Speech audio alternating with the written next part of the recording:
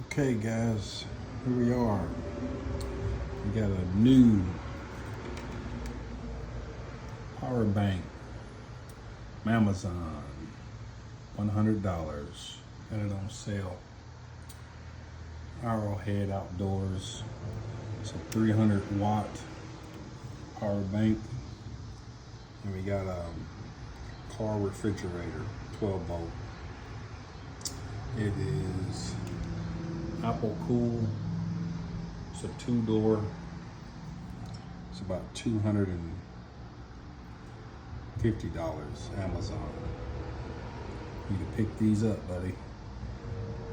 Got a car charger there. Excuse me, phone charger. 12-volt. Got a light. USBs. You can do a solar panel, or it comes with a house plug. 2 regular plugs here for your house. 300-watt max. It's running the fridge just fine. And as you can see with the fridge, just maintaining the cooliness. So the fridge is off technically. 30 hours.